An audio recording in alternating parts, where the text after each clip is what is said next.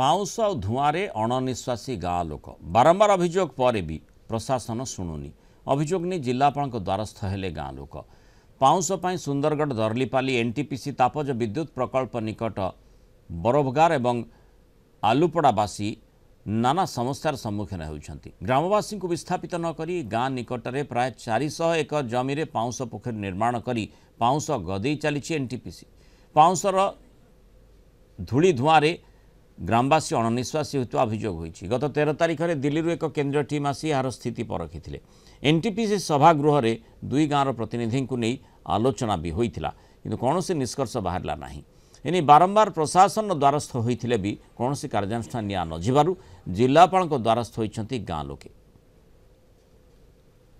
केते सुविधा देवी कहिकरी से कहले किंतु सब मिछ कथा कहले। आ एखन मूलटा होइसे जे हमर गाँव रे आसमंड हेकरी आसमंड पहाड़ हो गलान।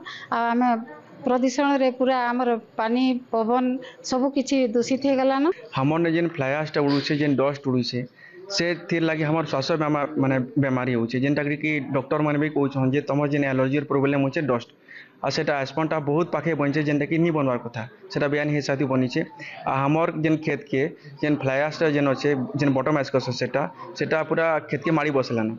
आउ केते बेले जदि से हमर साइड जेन माने आस जेन पाइपटा जाइए जदि बाय चांस के राती फाटी जाए आगे ताहले पूरा हमर पड़ाटा जेन अच्छे हम बरुआ जेन ग्रामटा अच्छे राती पूरा से कवर कर देबा। संविधान हत्या करी कंपनी प्रशासन और जेन जमी माफिया नेता जेन मधुचंद्रिका आज जेन सुंदरगढ़ सदर कौंसिल लोग कष्ट पाउछन तार उत्तर दायित्व के नबा।